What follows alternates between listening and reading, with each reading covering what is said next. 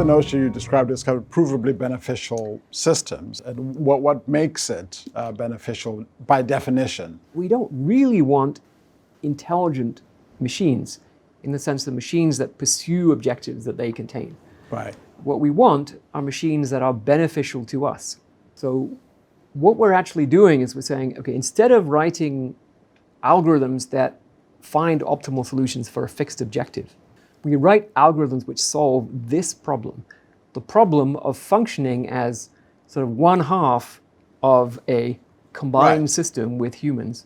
So this actually makes it a game theoretic problem because now there's two entities, and you can solve that game, and the solution to that game produces behavior which is beneficial to the human. And let me just illustrate the kinds of things that fall out as solutions of this problem. What behavior do you get when you build machines that way, right? So, for example, asking permission. If it has information, for example, that we like coffee, but we would like a cup of coffee right now, let's say we ask, but it doesn't know much about our price sensitivity, right? So the only plan it can come up with, because we're in the Georges V in Paris, is to go and ask for a cup of coffee, and it's 13 euros. Right. And it should come back and say, did you still like the coffee at 13 euros? Or if you wait another 10 minutes, I can go around the corner and find a cafe or a Starbucks or something, and get something that's cheaper.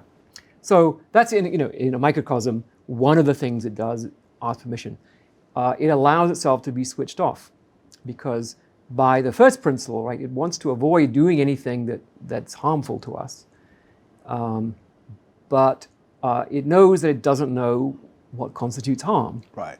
And so if there was any reason why the human would want to switch it off, then it's happy to be switched off because it wants to avoid doing whatever it is that the human is trying to prevent it from doing.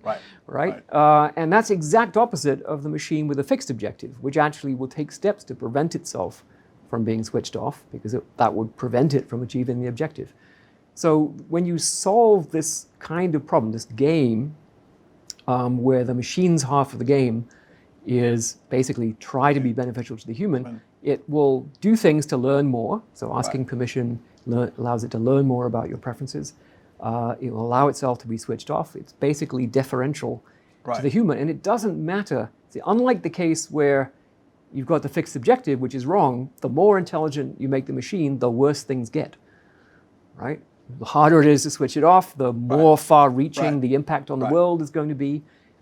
Whereas with this approach, the more intelligent the machine, the better off you are. It'll be better at learning your preferences, it'll be better at satisfying them, and that's what we want. So I believe that this is the core.